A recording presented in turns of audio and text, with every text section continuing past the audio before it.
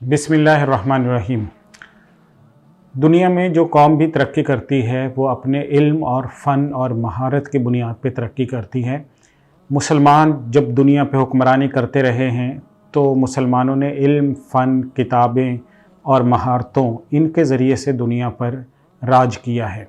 इस वक्त में यूरोप का गलबा है, हर तरह का तहज़ीबी और मुआशी और इल्मी। तो यूरोप की इस कामयाबी के पीछे भी उसका इल्म खड़ा हुआ है, उसकी महारतें खड़ी हुई हैं, उसके स्किल्स खड़े हुए हैं। आज की नशिस्त में हम ये देखेंगे कि मुसलमान जब उरूज पर थे तो वो किताबों से कितनी दोस्ती रखते थे, लाइब्रेरियों से कितनी दोस्ती रखते थे, इल्म की फरावानी कितनी ज़्यादा थी। मुसलमानों के अगर तारीख़ी दौर का आप मुशाहदा करें तो सबसे पहले नंबर पे इसका आगाज़ होता है हज़रत उमर बिन अब्दुल अज़ीज़ रहमतुल्लाह अलैह से। हज़रत उमर बिन अब्दुल अज़ीज़ रहमतुल्लाह अलैह वो शख्स हैं जिन्होंने सबसे पहले मुसलमानों को इस बात पर आमादा किया कि हमें यूरोप की या उस दौर में जो रूम की तहज़ीब थी वहाँ पर जो लिखी गई किताबें हैं उनका अरबी ज़बान में तर्जमा करना चाहिए। इस सिलसिले में अहरन जो एक प्रीस्ट की लिखी हुई किताब थी, अहरन उसका नाम था, वो उन्होंने अपने पास मंगवाई। तिब के ऊपर ये किताब लिखी गई थी। 40 दिन इस किताब को अपने सामने रखा, इस्तिखारा करते रहे और 40 दिन इस्तिखारा करने के बाद हज़रत उमर बिन अब्दुल अज़ीज़ ने ये फ़ैसला किया कि इस किताब का अरबी ज़बान में तर्जमा करना चाहिए। यूँ ये पहली किताब अरबी ज़बान में तर्जमा होकर आई। हज़रत उमर बिन अब्दुल अज़ीज़ ही दूसरी वो शख्सियत हैं जिन्होंने इब्न शिहाब ज़ुहरी को इमाम ज़ुहरी को ये हुक्म दिया कि आप हदीस जमा करें। तो इमाम ज़ुहरी रहमतुल्लाह अलैह ने अहादीस जमा की, हम सब जानते हैं। इसी तरह से मुसलमानों में एक बड़ा मशहूर नाम फिर आता है जिन्होंने सलाहुद्दीन अय्यूबी, जिन्होंने फिर बैतुल मक़दिस फ़तह किया है। सलाहुद्दीन अय्यूबी ने जहाँ पर बहुत सी फतूहात की और सल्तनत अय्यूबिया की बुनियाद रखी, जो शाम पर, इराक़ पर, मिस्र पर, इन 3 बड़े एरियाज़ पर इसकी बड़ी तवील हुकूमत रही। लेकिन जो सलाहुद्दीन अय्यूबी थे वो ख़ुद कहा करते थे कि मैंने जो ये इलाके फ़तह किए हैं ये अपनी तलवार के ज़रिए से नहीं किए हैं बल्कि इल्म और फ़न के ज़रिए से किए हैं। इल्म और फ़न कितना था, वो इतना है कि जो सलाहुद्दीन अय्यूबी थे उनके जो असिस्टेंट और मुशीर थे, जो उनके कातिब थे, जो उनकी तहरीर लिखा करते थे, उनका नाम था अदीब बेसानी।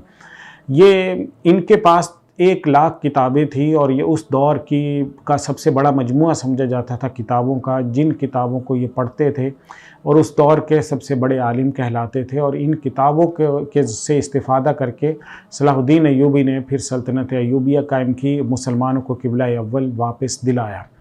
अब बनु उमैया के दौर का मुशाहदा कीजिए तो बनु उमैया के दौर में जो कुतुब खाना था उसकी जो सिर्फ़ फ़हरिस्त थी वो तकरीबन 1700 सफ़हात पर मुश्तमिल थी, 1700 सफ़हात पर मुश्तमिल फ़हरिस्त थी। फिर उसके बाद आप आ जाइए, फ़ातिमीयीन मिस्र का नाम आता है। फ़ातिमीयीन मिस्र के दौर में उनके पास जो किताबें मौजूद थीं वो तकरीबन 26 लाख से ज़ायद किताबें थीं जो फ़ातिमीयीन मिस्र के पास मौजूद थीं। तीसरे नंबर पे आप उंदलुस का ज़िक्र कीजिए। उंदलुस में बादशाह हकम का जो कुतुब खाना है वो सबसे बड़ा कुतुब खाना था और उस कुतुब खाने की एक किताब बादशाह ने पढ़ी हुई थी और बादशाह ने पूरे इस्लामी ममलिकत में अपने नुमाइंदे भेजे हुए थे, जो नुमाइंदे वहाँ पर फिरते थे और जैसे ही कोई किताब लिखी जाती थी तो किताब को सोने के बदले में तोल कर सोना मुसन्निफ़ को दे दिया जाता था और किताब जो है वो उंदलुस में बादशाह के कुतुब खाने में पहुंचा दी जाती थी। तो इतना बड़ा कुतुब खाना उन्होंने इस्टेब्लिश किया था। बनु बुवैह का अगर आप ज़िक्र करें तो उनके साहिब बिन अब्बाद जो हैं वो वज़ीर थे और उनके कुतुब खाने में मौजूद जो किताबें हैं उनकी तादाद तकरीबन 2,06,000 किताबें बनती हैं जो सिर्फ़ उनके पास मौजूद थी।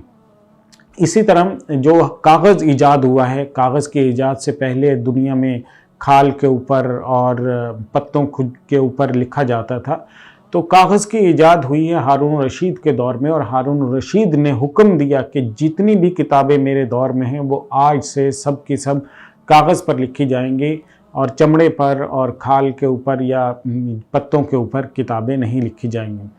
तो ये मुसलमानों के उरूज का दौर है जब मुसलमान किताबों के साथ इतनी दोस्ती किया करते थे। اور پھر جو مسلمانوں کا دور رہا اس میں عروج کی بنیادی وجہ یہ کتابیں تھیں۔ یہاں تک مصنفین نے لکھا ہے کہ امام کلکشندی نے اور دوسرے مصنفین نے اپنی کتابوں میں لکھا ہے کہ مسلمان جو اپنے گھر ڈیزائن کیا کرتے تھے، ان کی ڈیزائننگ کا جو سب سے اہم حصہ ہوتا تھا وہ یہ ہوتا تھا کہ گھر میں لائبریری کس جگہ پہ بنے گی، اس کا ڈیزائن کیا ہوگا، اور وہاں پر کتابیں کس خوبصورتی کے ساتھ سجائی جائیں گی۔ اور مسلمانوں کا کوئی گھر اس سے خالی نہیں ہوتا تھا جس کے اندر مسلمانوں کے گھر میں لائبریری یا کتب خانہ موجود نہیں ہوتا تھا۔ اور مسلمان کتنی دولت خرچ کرتے تھے، صرف امام یحییٰ ابن معین رحمۃ اللہ علیہ جو حدیث کے بہت بڑے امام کہلاتے ہیں، وہ فرماتے ہیں کہ میں نے جو رقم کتابوں پر خرچ کی ہے، علم کے اوپر خرچ کی ہے، وہ اس کی کیلکولیشن جو اس وقت کے کرنسی اور ڈالر کے حساب سے کنورٹ کر کے دراہم کو بنایا گیا ہے، وہ تقریباً 21 لاکھ امریکن ڈالر ہیں، جو 21 لاکھ امریکن ڈالر امام یحییٰ بن معین نے اپنی جو ہے وہ خرچ کیے ہیں اپنی تعلیم پر اور علم پر۔ پھر افسوس سے اور مسلمانوں میں یہ رجحان آیا کہ کتب خانے ختم ہو گئے، کتابوں سے دوستی ختم ہو گئی، مسلمانوں نے گھروں سے کتب خانے ختم کیے، اور بدقسمتی سے پھر مسلمانوں کے بڑے بڑے جو کتب خانے ہیں، اندلس کے کتب خانے، ان کو عیسائیوں نے آگ لگا دی، جو بغداد کا کتب خانہ تھا اس کو تاتاریوں نے آگ لگا دی، اور یوں پھر مسلمانوں کے بڑے بڑے کتب خانے ختم ہوئے، اور اس کے بعد میں مسلمان کتاب سے دور ہوتے چلے گئے۔ مسلمانوں نے خود علم کو چھوڑ دیا، پڑھنے کو چھوڑا، اور اس وقت میں دنیا میں یورپ کا چرچا ہے، امریکہ کے نظام تعلیم کا چرچا ہے، جاپانی نظام تعلیم کا، اسکینڈینیوین ممالک کا ذکر ہے۔ اور آج کی صورتحال یہ ہے کہ دنیا کی جو سب سے بڑی لائبریری ہے وہ کانگریس لائبریری برطانیہ کے پاس ہے۔ دنیا کی جو دوسری بڑی لائبریری ہے وہ شنگھائی لائبریری ہے جو چائنا کے پاس ہے، اور دنیا کی جو تیسری بڑی لائبریری ہے وہ امریکہ کے پاس ہے، نیو یارک لائبریری۔ تو یہ جو آج علم کی جو سرچشمے ہیں وہاں یورپ سے پھوٹ رہے ہیں، اسی وجہ سے دنیا پر یورپ کا غلبہ ہے۔ علامہ اقبال نے بہت عرصہ پہلے کہا تھا کہ قوت مغرب ناز چنگ و رباب، نیز رقص سے دختران بے حجاب، قوت مغرب از علم و فن است، از ہمی آتش چراغش روشن است، کہ مغرب کی جو قوت ہے، طاقت ہے، وہ رقص و سرود اور محفل اور موسیقی یہ نہیں ہے، بلکہ اس کی قوت اور طاقت علم ہے، فن ہے، مہارتیں ہیں۔ اگر مسلمان یہ علم اور فن اور مہارتیں، کتابوں سے دوستی دوبارہ زندہ کر دیں گے تو مسلمان بھی دنیا پہ غالب ہو جائیں گے۔